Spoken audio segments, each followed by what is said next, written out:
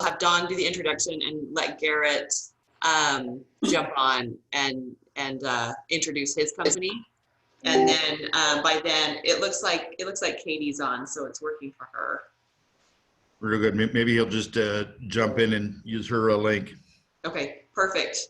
Okay, well, it is noon, or about a minute after, and so thank you everyone for joining us today. I'm going to turn the time over to our president-elect, Don Catter.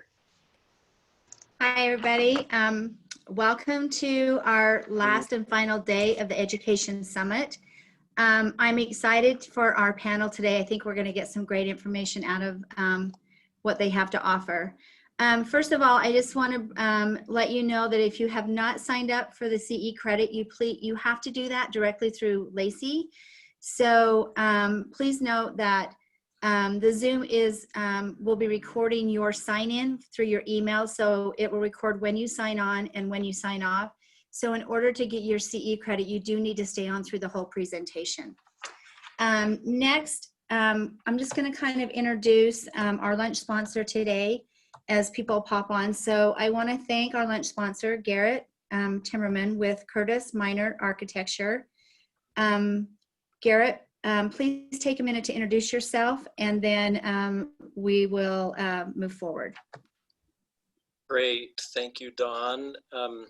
Yeah, as she mentioned, my name is Garrett Timmerman. I'm an architect at Curtis Minor Architecture. And we've been in business since 1998. We're located in Pleasant Grove, Utah, but serve all of Salt Lake County, Utah County, and really St. George to Ogden and surrounding states. We started small, but have grown to be about 30 plus employees now. We do all commercial design. And I've shared my screen with you here, just showing our website. CMAUtah.com will illustrate the various market sectors that we work on. Commercial, healthcare, education, multifamily housing. And so these are just a few of the projects that we've worked on over the last several years. We've really enjoyed relationships with facility managers and building owners and general contractors, and in providing architectural services to the community. We've also really enjoyed our relationship with BOMA, and have enjoyed getting to know many of you. So just wanted to share that a little bit of information with you about our company, and hope you enjoy your lunches and your seminar today. So thank you very much. Thanks, Garrett. And thank you so much for being a support of our Utah BOMA chapter and sponsoring the luncheon today. As noted, the lunch is being provided by through Grubhub. So you'll receive a credit for the following the luncheon for the lunch today. If you have a Grubhub account, the credit will appear in your account by the end of the day. But if you do not have a current Grubhub account with the email that you signed in with, you'll receive an email that will ask you to create a password for that, and then the money will show in the new account. And then just be sure and remember that the Grubhub dollar amount is only there for 2 weeks, and so it'll expire 2 weeks from today. So make sure that you use those in the next 2 weeks so that you don't lose out on the great lunch that Garrett and his team are providing for us today. While we wait for a couple more people to get on, I'm going to go ahead. We have a full hour today, so we want to move along and really get started with this because we have some great information to get out to you guys. So I'd like to welcome Michael Hastings. He is the VP Business Development and General Manager for InterWest Moving, Atlas, and Van Lines here in Salt Lake City. Michael will be our moderator today for the session. He is a current board member for the Commercial Relocation Network, and he is a nationwide organization comprised of leaders in the commercial relocation industry. He also has 35 years in the moving industry with a specialized background in managing commercial relocation projects. Michael has managed commercial projects in the Silicon Valley during the dot-com boom. He has recently opened a new office focusing on commercial relocation and specialized warehousing projects. Other accomplishments include Unigroup Master Club Sales recipient from 2013 to 2019, and a 2-time National Accounts Salesperson of the Month. Michael, we want to thank you again today for joining us. For everyone attending today, please type all questions for the panel in the chat box throughout the presentation. And the reason we're asking to use the chat box is so that we can continue through the discussions, and then at the end, Michael will look at all of those questions that are on the chat box, and then we'll direct those to the panelists that needs to answer those. So again, Michael, I just want to thank you for moderating our session today, and we'll get moving right now so that we can make sure we can get everything in. Thank you. Super, Don. Thanks for the warm welcome, and thank you, BOMA, for letting us have this panel discussion with you. We've assembled a great group of panelists today that I think will bring some valuable insight in what initially we were going to call returning to work, but I think Utah's return to work. We've already done that. We've got one of, if not the lowest unemployment rates in the nation, about half of what the national rate is. So congratulations, Utah, for getting back to work. I think we're a very resilient state, and that's a great testament. I think more what the conversation probably is going to be is what re-entering the workplace looks like. And so we've got a great group of panelists that I think, again, will offer some valuable insight. I'd like to introduce our panel today. I'll start with Brandon. Brandon, thank you for joining us. If you don't know who Brandon is, just drive down 15 and look on every other billboard. Brandon has quite a bit of accomplishments here in and throughout Utah, and on a national basis as well. Anywhere from being chairman of Colliers International. He's also, by the way, owner of Skinwalker Ranch. I don't think everybody knows that, but a lot of people do, and certainly feel free at the question and answer to ask Brandon any questions that you have about that.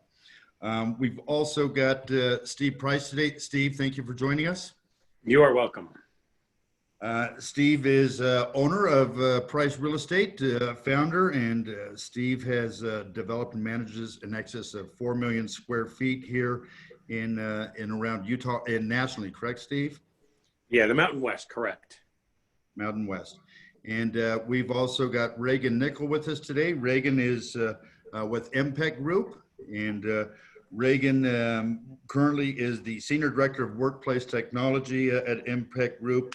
They are a technology agnostic workplace solutions company. Did I say that right, Reagan? Perfect. And then we've got Ron Israelson with Main Street Office Furniture. Ron is one of the owners at Main Street, and Ron has been in the furniture industry. He doesn't look it, but probably about 100 years, Ron, is that right? About 100, yeah, thank you. About 100 years. Ron has just got all kinds of great experience, and what we're hoping to talk with Ron today is what some of the changes that we may see inside the workspace to go ahead and allow our employees to comfortably come back to work. So I just want to, say that there is no crystal ball. I think that we all kind of have our ideas and thoughts and opinions. We're also starting to see some trends. We're starting to watch what some Utah companies are doing. But I would like to today maybe look at what the next 6, 12, 18 months may look like. And we'll just kind of jump right into it. I'd like to start off asking each of our panelists to kind of describe how COVID impacted your own companies and also what you're starting to see from clients that you work with and talk with. Brandon, you want to go ahead and start us off?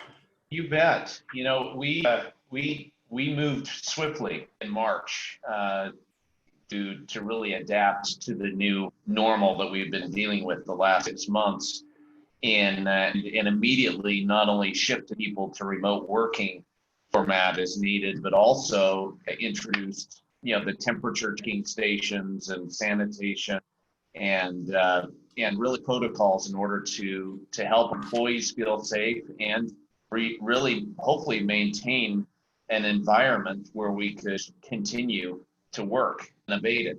And I'm proud to announce that out of our 5 offices in Utah and 250 professionals, we haven't had one positive case as of yet. I know that half of that's pure luck, but I think the other half is really attributed to the dedication of our staff and our team to really maintaining the right type of protocols in order to really manage through this process. And it's taken some discipline.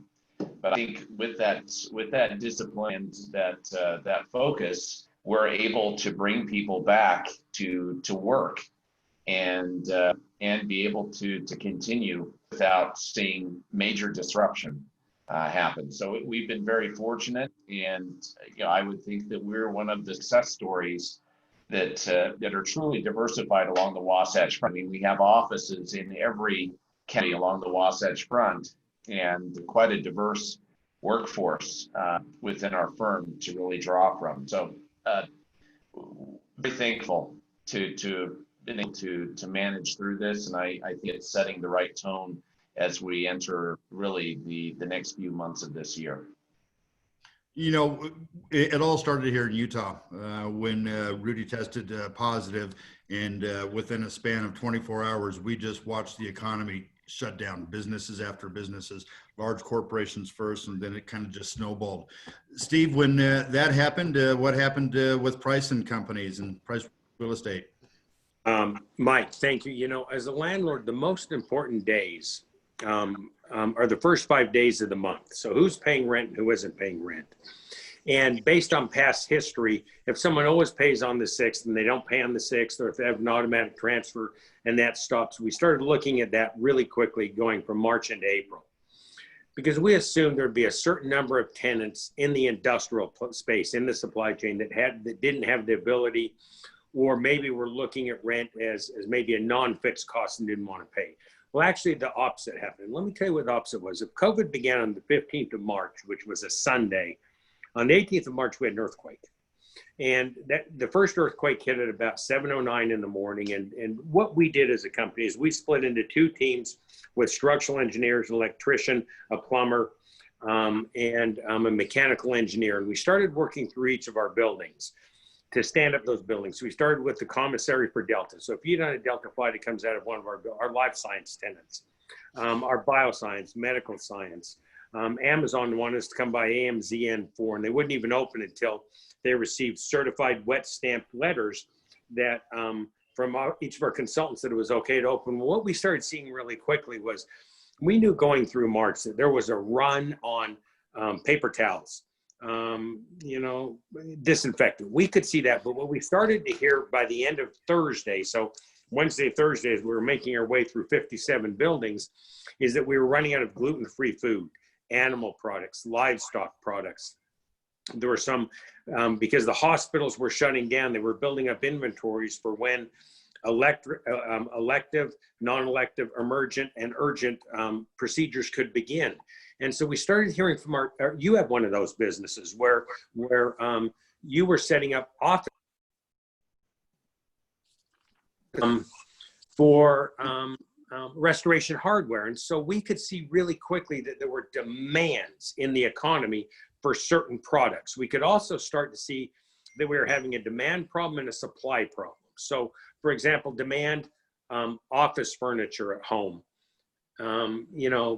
bicycles, outdoor furniture, nursery.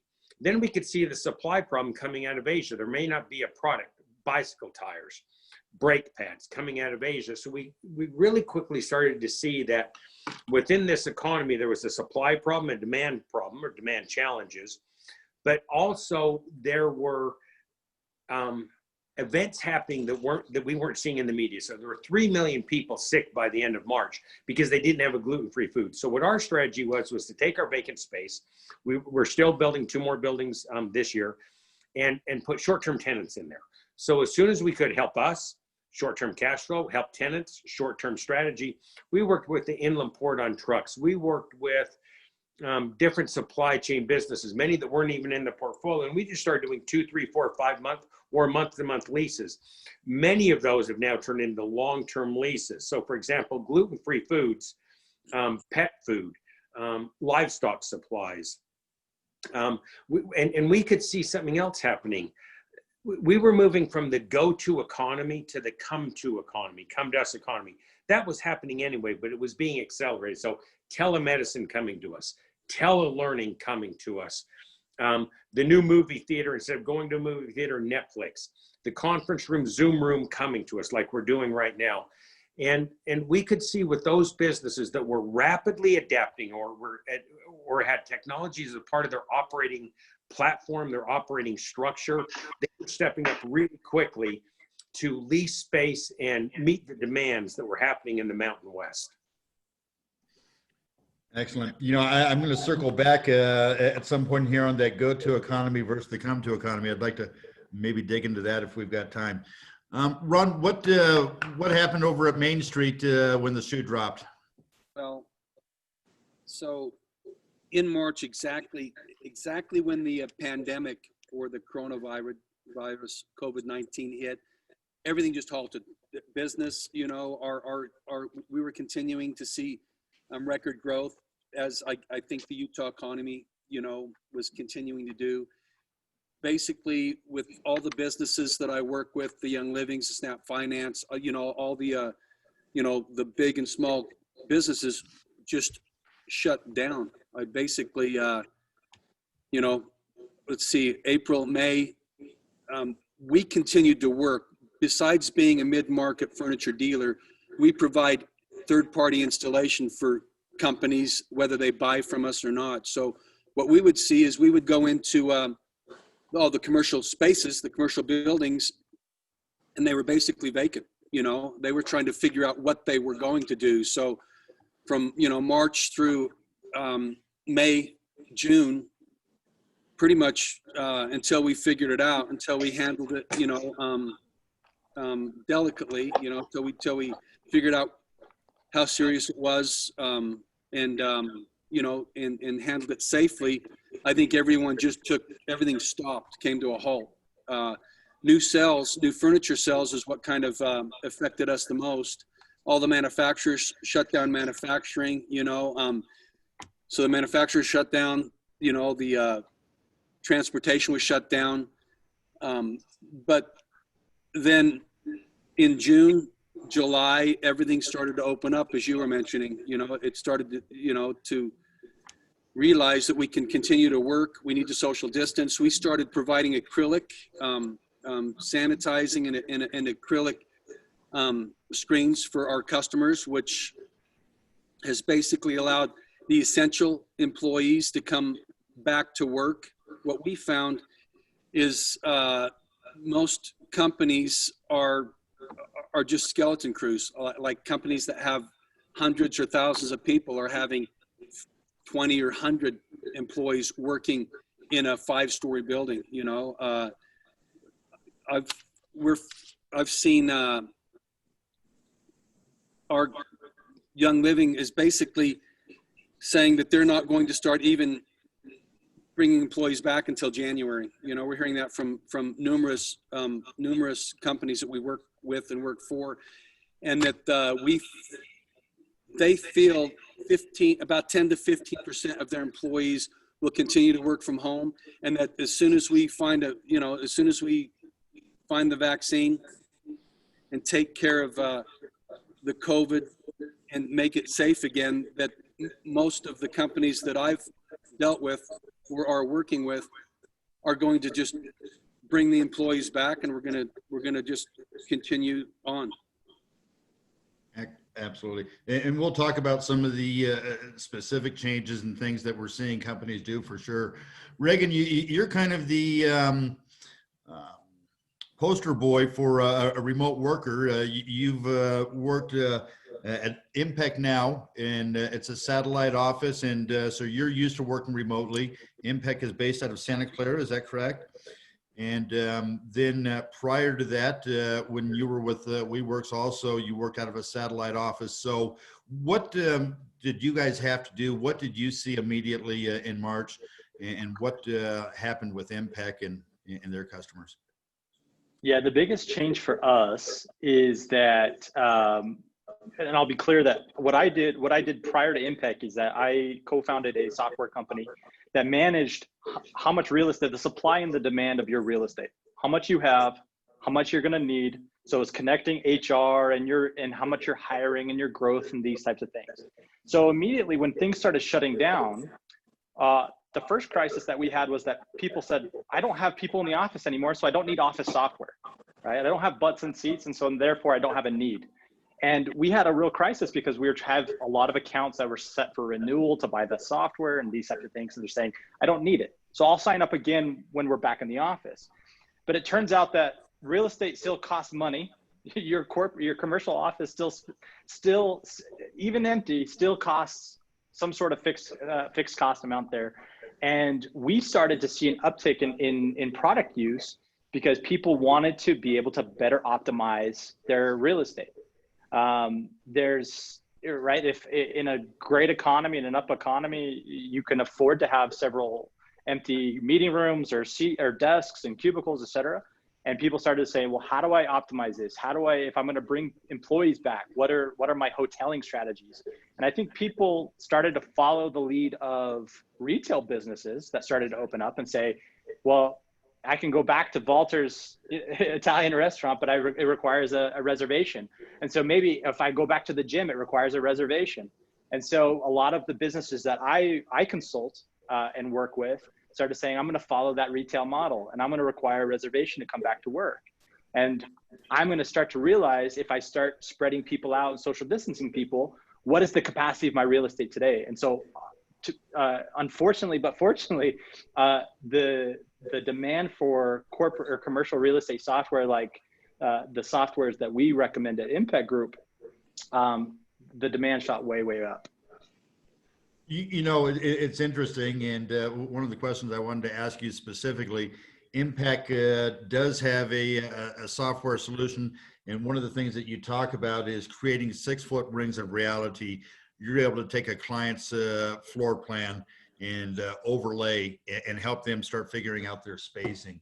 I think one of the things when I first even conceived of this idea back in May, maybe having a conversation like this with a panel like we have today, is really what's going to be the impact on workspace, whether it's office space, industrial space. Are we going to see a brakes put on development? Are investors going to be nervous? Are we going to see an excess of inventory?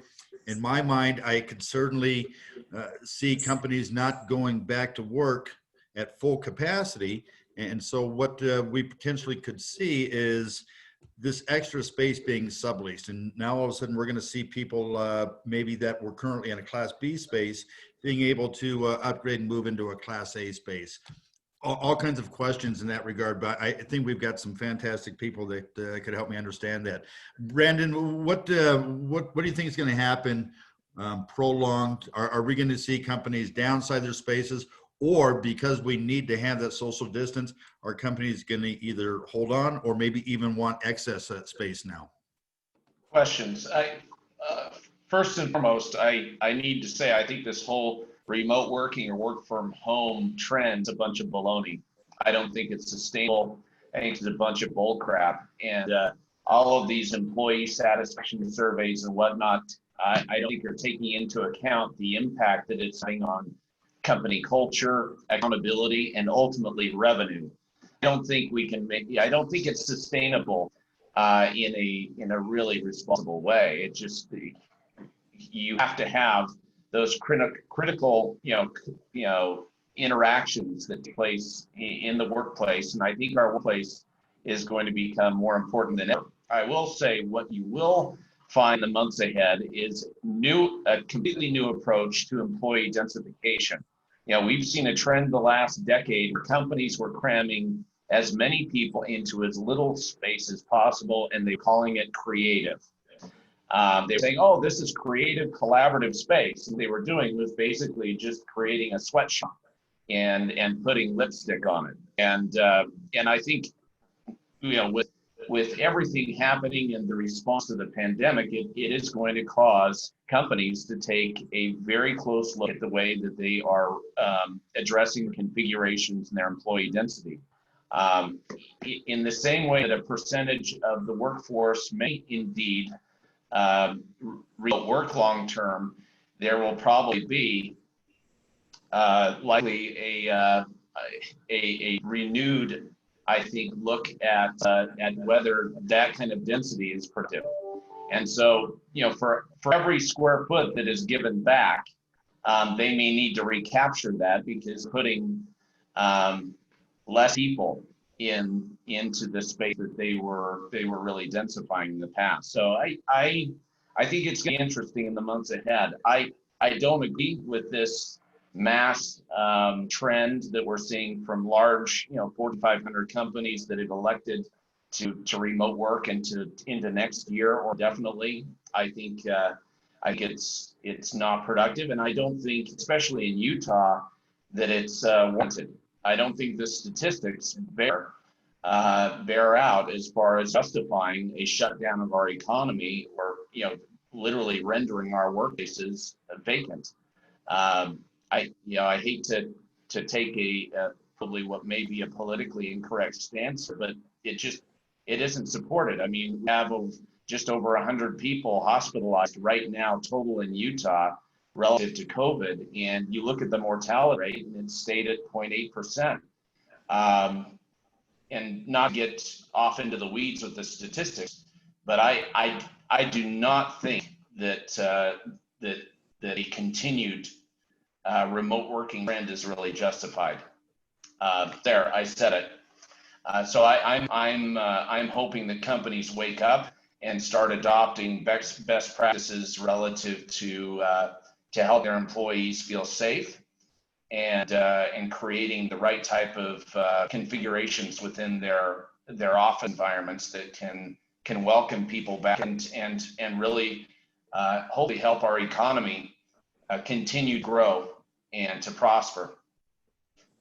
I was on a call this morning, and the featured speaker was talking about data-driven decisions, and that's really what's going to move us. I think very early on, while we were still compiling data, everyone was like, well, what are we going to do? And I think a lot of people started following what other companies were doing, some of the big guys. Dorsey immediately announced that Twitter was going to extend their employees working from home for the rest of the year. Very shortly after that, Qualtrics kind of announced the same thing. And then 2 weeks later, Facebook came out and said that they were going to allow employees to work from home all the way through summer of next year. Yeah, but the date's flawed. The problem is people have been making decisions based on data that isn't really, in a lot of cases, proven reliable. So, I mean, a lot of it's fear-based. It's a knee-jerk reaction. And a lot of it is, it's an environment of following the decision makers in the coastal market and what they're doing that may not be applicable to the Wasatch Front in Utah, sure, which just irritates the hell out of me. Steve, what are you seeing from an industrial perspective? An industrial tenant is different than an office tenant, which is different than a retail tenant. And we could see in March and April, social distancing. But as Brandon has said, it's unsustainable. And there's a culture that exists in all companies, in all businesses. And we started to hear by May, that there were tremendous inefficiencies that were happening in the workforce, on job sites, in business operations. And there was also an erosion, a slow erosion of culture. I agree with Brandon that we've got to figure out a practical way and a prudent way to get back to work and mask up and follow some of those protocols. And every market's different, every region's different. And the Wasatch Front is not a coastal community. What we started to see was, and we saw this pretty quickly, is that, and remember, industrial buildings are somewhat de-densified anyway. The warehouse operations, the distribution operations are somewhat de-densified, and the offices were somewhat de-densified. But people want to work, and there were opportunities to meet the demands of the supply chain. So we started to hear three things pretty quickly. There was a fat, there was a flat, and there were those that didn't know they were alive yet. And we are talking about people, humans. We're talking about businesses. So there were tremendous opportunities for some businesses in the supply chain, which is what industrial is, for short term. So for example, IFA will have the best quarters and the best year, grocery, best years.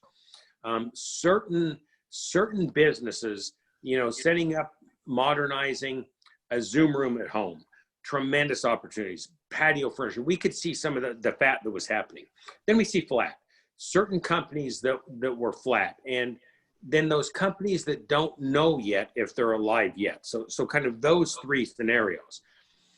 But what we saw was a resilience that happened inside our buildings, inside the supply chain, inside other industrial buildings.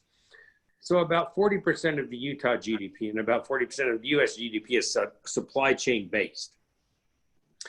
And we don't think about it. We think about office, it's glamorous. We see them in all kinds of, we think about retail, it's glamorous. We see regional malls and strip and community centers at hard corners and office buildings in our transportation corridors. But kind of the backbone to so much of what we see and do, what we wear, what we eat, the office products, all the building supplies, granite, marble, sheetrock, all of those products come out of an industrial building. And we saw the industrial tenants by June and July figuring out how they could bring everyone back to work. And they had to be back to work because of loss of culture, because of inefficiencies. And we would hear things like, well, all my emails are returned, so I'm caught up. Where I'm never caught up on my emails in the pre-COVID environment. That is not caught up. And I think what Brandon is talking about and what so many of us are hearing and seeing is that there's a loss of productivity, there's a loss of efficiency, there's a loss of creativity, there's a loss of collaboration, and there's an erosion of culture that happens with remote or distant work. Reagan, when we talk about, and Brandon had talked about that, the one thing that I do think that we'll see out of this is spaces are going to be densified. I don't think we're going to see people piled on top of each other. We're certainly going to see a little bit more square foot per employee. What is Impecc doing? And talk to me specifically about the 6 foot ring of reality. Yeah. And I'll just say I agree 100% with what everybody's saying. I think what we're seeing our clients do is become more deliberate, right? Where you could have gotten away with the open desk seating and it looks Silicon Valley and it's super, as Brandon says, we're really collaborative and creative space. And it was just really lazy design, right? We're writing creativity off. But really it's a cost saving measure because we could get a ton of people in here. And what our clients are doing now is becoming more deliberate with design, becoming more deliberate with the design of the space and the intention and functionality of a space based off of the function and the personality of the employees, right? So you have to become more deliberate about how we plan for the people that are coming back.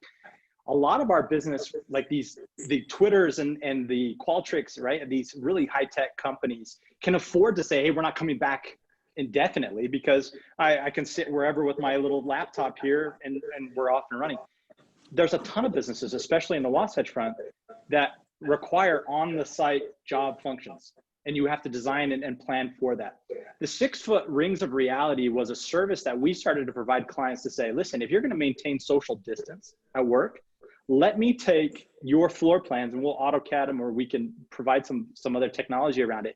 And we'll show you what social distancing looks like and then show you what your true capacity of this building is.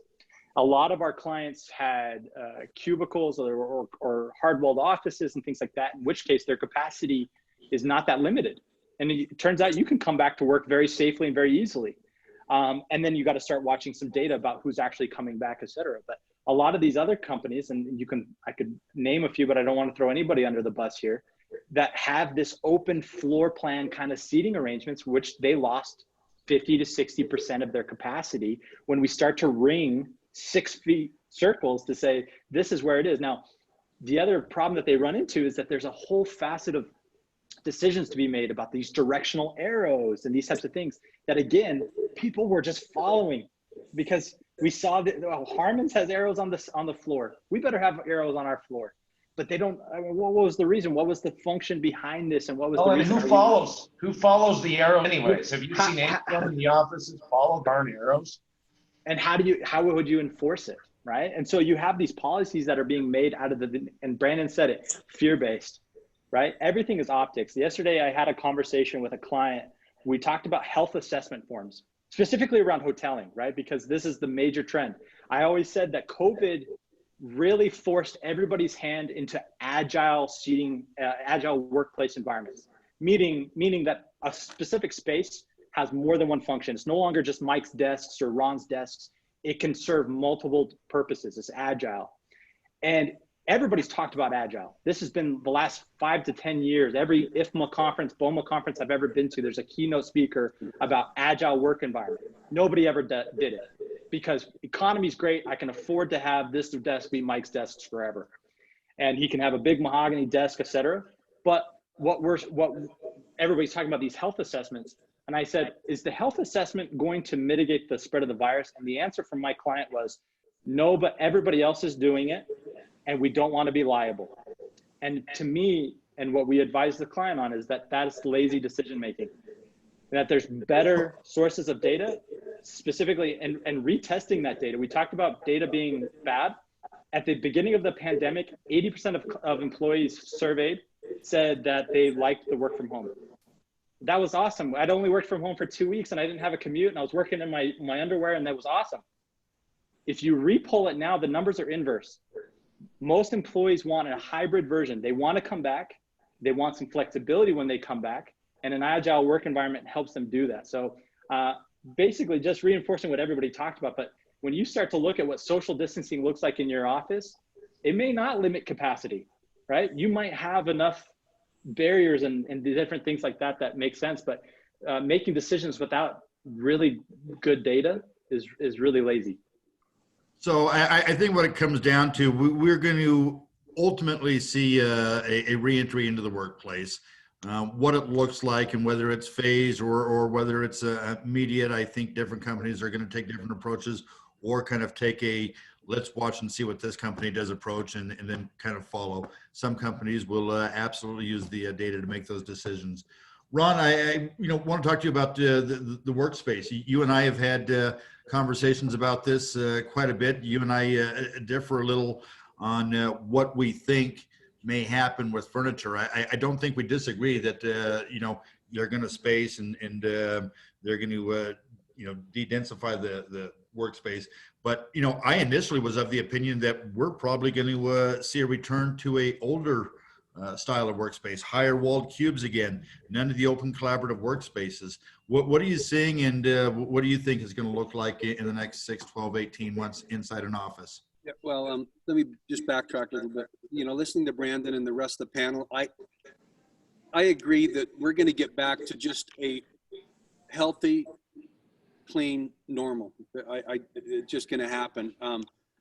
I also agree we need to take COVID seriously and deal with the facts there. But I also understand that when it comes to furniture and commercial space and retail and all that is ideas and opinions, all it comes down to. But one thing I do know, living in Utah my whole life, understanding how great our economy always is, even when we are experiencing problems on either coast, whether it's recession or catastrophes or whatever, we're a very resilient state. With that said, you cannot build a culture or a work environment by working at home. That just can't happen. Socially, we need to be, in working around other employees and, working around people. It's that. So if we're going back to work though, what is that workspace going to look like? Yep. Is it going to change? I was getting to that. Well, there's things called fads. I've been in the business for 40 years. 40 years ago, it was Herman Miller, Steelcase, and Haworth. There was 3 systems. They were all 65 inches high, monolithic panel, nothing spectacular. You know, things have changed through the years. We went 65 high, 85-inch high. We went from, you know, a 6x6 station to an 8x8 to an 8x10, and back down to, like Brandon says, where they're putting 100 people in 36-inch wide workstations, whether it be to save money or just to, you know, that's just how business owners decide they want to run their business. But what we're seeing now is that people are considering their employees. They are providing open, collaborative work environments where their workstations are larger. You know, they did go to like a 53-inch high benching station. They did go to, you know, they do have glass panels to separate employees, but to still keep it, you know, open and collaborative. I just see us going back to normal. I can't put it any more simple than that. What we're seeing is everybody continuing to take the facts of COVID seriously, but the reality is that everybody wants to come back to work.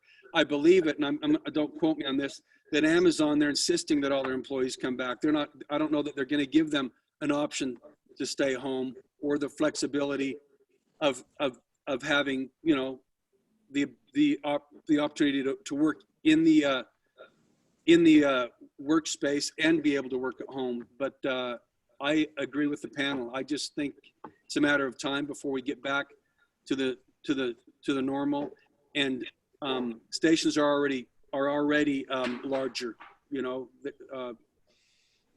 I see you're going to, one of the things, go ahead. oh, I was just going to say, I think you're going to see developers really step up in the months and the years ahead to also address concerns in new creative ways. I mean, you take, I think one dominant example here in Salt Lake City is the 95 State Tower there across from City Creek that is being developed by the LDS Church and City Creek Reserve.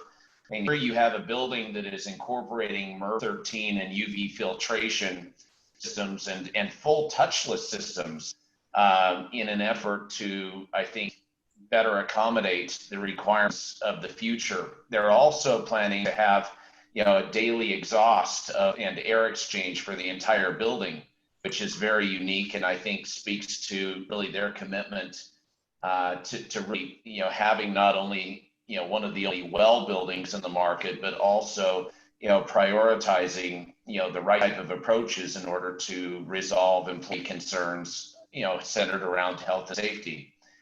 So I think filtration and touchless systems are going to be, you know, a key, you know, feature and factor associated with decision making in the future, both on the development side and on the tenant side as well.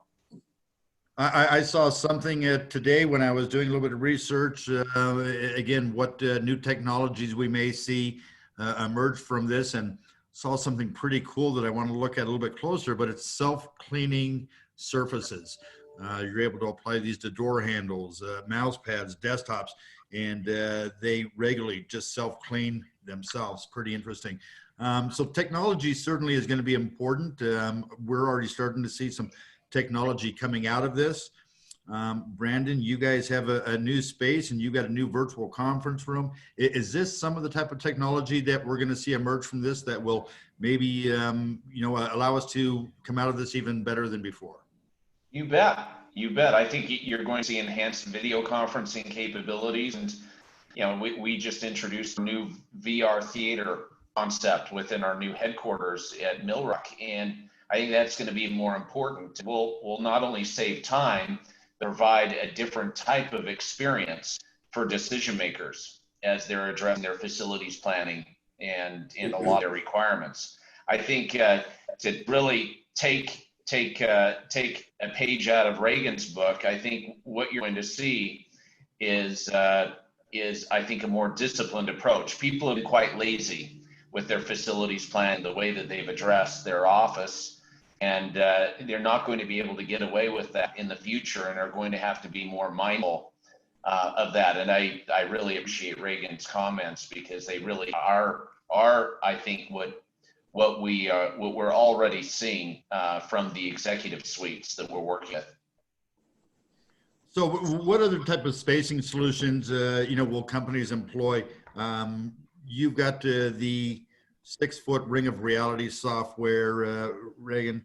But also I think one of the things that we're probably going to start seeing, you talked about earlier, companies making reservations to come back to work, much like you would at a restaurant. Are we going to see hoteling become more frequent prior to 100% reentry? Yeah, we've seen a major uptick. And again, going back to these things that were always talked about being futuristic, right? I used to be a trade show junkie. This is how I do a lot of my business, right? And so now it's not so much anymore, but every time there's a keynote about sensors and, workplace utilization and how you track this or that, as well as being mobile, right? Everyone's talking about mobile centric and these apps and whatever.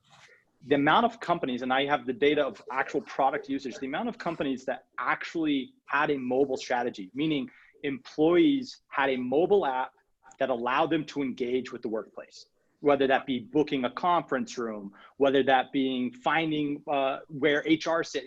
Kathy has your paycheck, and I'm like, I don't know where she sits. And I can go look up that type of usage, super, super low, minimum. Since COVID, it's gone up, and everybody's signing and saying, I need a hoteling app, and they want it to be branded and these things. So I see that being a major trend. Maybe it sticks long-term.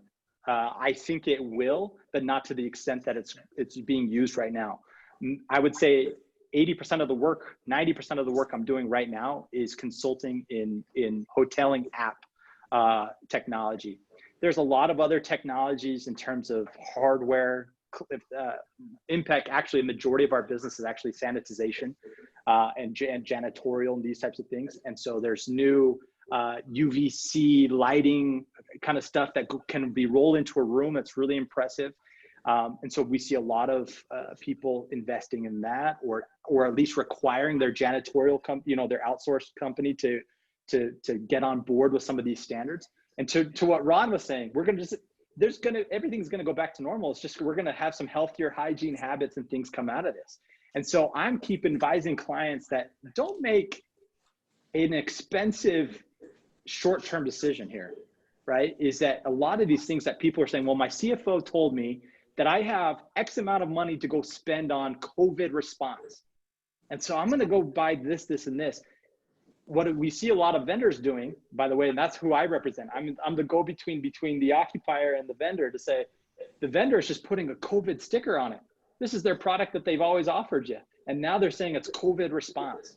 And that's what the CFO wants to hear, so he can write the check and put you off. But I think one thing I was just gonna mention, and I'll wrap up my thought, I'll land the plane here, I promise, is I still am just blown away that I used to sit on these types of panels and trade shows that were attended just by our small community of building and facility managers and workplace directors. And now the whole world is looking at us, which I think is cool. Like I was watching the NBA playoffs and I watched a ServiceNow commercial. ServiceNow has never had a national kind of spotlight of it was like a Super Bowl ad for them, right? And then Salesforce has a new product called Work.com. They had a playoff ad. Like, that's really cool. It was talking about safety, return to work. And I just think that the responsibility that we and the members of the people sitting on and watching us on this panel have is heavier than it's ever been. And the world is saying, hey, we applaud the healthcare workers who are dealing with the pandemic. And now the table turns and says, now help us get back to work. And we're now the front line. This is the front line. How you manage, how you track, how you measure your real estate, your space, your people, how they're engaging with it. Really, really cool responsibility. I think definitely what we're going to see come out of this at the end of the day is a healthier and safer workplace and whatever iteration that looks like. But we are going to return ultimately to a safer workplace. We've got about 10 minutes left. At 5 minutes, we'll open up to questions and answers. If you guys want to submit any questions out there to the panelists, we'll look at those. Boy, I've got so many more questions I'd like to ask all of you guys. I think one of the big ones that I had early on, I want to circle back to Brandon and Steve, both of you. What are you seeing now versus what you saw in March as far as investor confidence? Are we going to continue to see cranes going up and new industrial buildings out here at West? What's the future going to look like, and where do you see investor confidence today again versus March? Go ahead, Steve. You know, I think to answer that, we have to dissect it a little bit. You have different kinds of developers. When we look at the fund developers, so developers who raise a fund, and you have local, you have regional, you have national funds. They're starting to come to our market. They've not been in this market before. And that kind of a developer has a very different investment horizon, a very different lens in how they look at investment. So it's 3 to 5 years in, they close out that fund, they've got to sell those buildings, and they move on to realize those gains. Those will probably continue as we emerge from a tier 3, the Wasatch Front. So 64% of Utahns live in 4 counties. Weber, Davis, Salt Lake, Utah County. 91% of us work a mile and a half east and west of I-15. So all full-time equivalent employees in the state of Utah work along this main artery. As we, the Salt Lake City Airport, which will open on the 15th, has now moved from a Delta hub to an anchor hub. That's a big deal. It's not a little deal. University of Utah moving from the Pac-10 into the Pac-12 and now academically into the AAU has changed things for us. Regional oncology, regional medicine, all those different factors that help the Wasatch Front, Salt Lake City, Salt Lake County, Utah County, Weber and Davis move from a tier 3 to a tier 2 community are happening. I-80, I-15, we need all those factors, an Air Force base that hasn't been defended through BRAC closures. All of those help us move from a tier 3 to a tier 2 community, like in Austin, like Denver, like Cincinnati. So we're moving, like Portland has become a tier 2. So we're emerging as a tier 2 community. That has attracted outside investors, outside developers. And Salt Lake City and the Wasatch Front look cheap. They look inexpensive compared to other markets. So compared to a San Diego, an Austin, a Denver. And so we'll continue to see funds come here. We'll see some private developers come here. So that's one sector. They will continue to build in this market. There has not been much deflection from what we can see from the industrial and some of the other product types. Local developers or private capital, people who don't have house money, so to speak, are going to be much more cautious. You can see it with the leading indicator going to be architectural starts. You talk to many of the contractors and subcontractors, there's been a slowing. Projects that were underway have been slowing, but it's only the local and regional developers. So if you look at the capital source, you'll see almost a story of 2 cities for maybe the next 1 to 2 years. And what that means is this, it's kind of the 5-5-5 rule. 5 seconds, 5 minutes, 5 hours, 5 days, 5 weeks, 5 months, 5 years. I think that as I talk with many local developers, contractors and others, and contractors are really that canary in the coal mine. What work do they have? Who's pausing, who's holding, who's moving forward? Architects, consulting engineers, who's pausing, who's moving forward? The local developers and the private capital are maybe looking ahead 5 months and saying, gosh, we need to see what happens after the election. Let's see what happens going into January. Do we W again? Do we V again? Do we U again with COVID, and therefore it affects the economy? The funds are different. The funds have placed their money. The funds have been raised. They're going to move forward. So I think it'll be a story of 2 different investor groups. Brandon, how about the office space? Well, I think you're going to see a much more cautious approach and a slowdown with respect to the office, retail, and hospitality sectors. Industrial is red hot. Right now, you can't build industrial product fast enough in order to meet demand. You have lower single-digit vacancies, explosive positive absorption, whereas the office sector is going to be a bit more cautious. Thankfully, we haven't seen a huge uptick in vacancy over the course of the last few months. We've seen a market that's remained somewhat stable.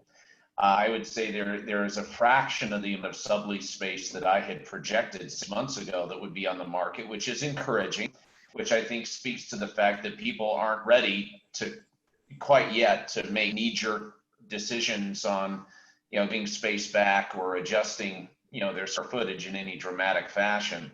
But I think there is a lot of caution and frankly a lack of visibility. With so many of the major employers still really remote working until after the first of the year, it's causing the rest of the community to take a much more cautious approach and to probably kind of hunt. I think you're seeing fewer long-term contracts being signed simply because of kind of that environment that we're dealing in right now. But and you have small pockets even within Class A office and retail that are actually doing very well, that are prevailing in spite of this. I'd say in every downturn that I have lived through over the course of the last 25, 30 years of leasing and selling office buildings, I've seen a flight to quality. When there has been a major market disruption, companies don't downgrade from Class A to B space. They either stay put, or they typically, in adjusting and right sizing, they end up taking advantage of market conditions in order to upgrade their space. That's one thing that they can truly control. And so I think you'll see companies probably look to this this environment to improve their workspace, to upgrade their image, to upgrade their space in order to be competitive. And I think with the market with the lowest unemployment in the country, you're going to see employers take a very serious look at having a competitive advantage in their workplace and using their facilities and leveraging their facilities as a key differentiator. Perfect. We're getting right up on our time here. The one thing that I really wanted to ask everybody on this panel is to kind of look in your crystal ball.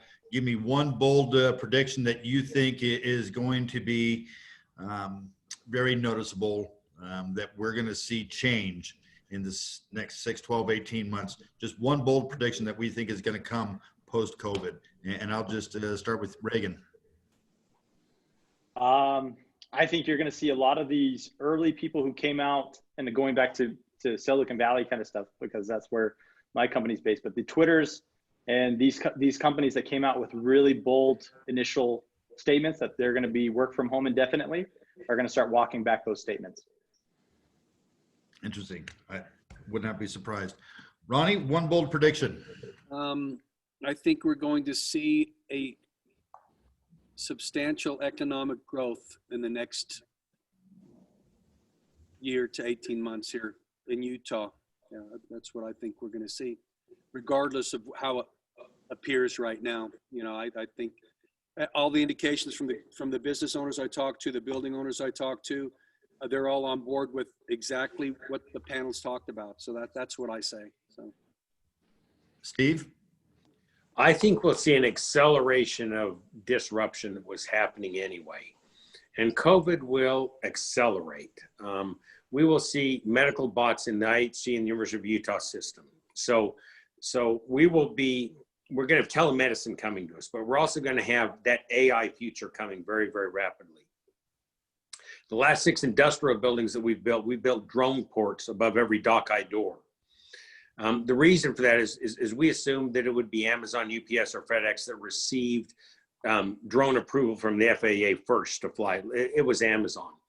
And so within 12 months or less, we're going to start to see a new mobility device, drones bringing packages to us. But that also means food, coffee, medicine, prescription. So the come-to economy. The disruption that was happening will be accelerated by COVID. And those that can adapt, those companies that have the technology platforms and can see this new future coming, it will happen. Now, it's not going to happen until we have 5G, but we're building out along the Wasatch Front, and we're very fortunate to have the 5G network. There's something called WW wave that's even 100 times faster than 5G, which is 100 times faster than 4G. We're going to be one of those markets. So there will be an acceleration of disruption and tremendous opportunity for those businesses and companies with workforce, but also with their business models and the products, whatever those are, to come to us in different ways. Telelearning, telemedicine, foods, products, medicine. We will be able to be geolocated on a moving mountain bike or in a car, or have something meet us at an intersection at a stoplight and actually drop it off through our sunroof. That future is coming. And for those companies that embrace this technology and move forward, figure out how to bring people back to work and sustain and maintain culture, we will have a bright future for those that adapt. Excellent. Brandon? Well, from a macroeconomics perspective, I give you the same answer that Clubber Lang, played masterfully by Mr. T in Rocky III, told the interviewer when they said, "What is prediction for the future for the fight?" You probably remember, he said one word: pain. I think you're going to see great pain in our national economy, especially in the coastal first-tier markets. From a micro perspective, or really a local perspective, the good news is that flight that I think is inevitable from the coastal first-tier markets to suburban markets as part of a decentralization and a shift will benefit Utah. And I'm going to make a prediction that in the next few years, Utah will be a beneficiary of all of this, and that people will see Utah and really the Intermountain West and key secondary markets as safe havens, as places where they can actually have a decentralized suburban workforce and operate with much more efficiency and at a cheaper cost per square foot. So I think the future is bright for the crossroads of the West. I've said it since I moved here back in 2014. It's a good time to be in Utah. What just an amazing place to be. Just a great state, and just a well-run state with fantastic leaders, including the group on this panel. BOMA, I am not seeing any questions come in. We're about 5 after. I don't know whether we want to see if we try to field any questions or whether we want to wrap this up.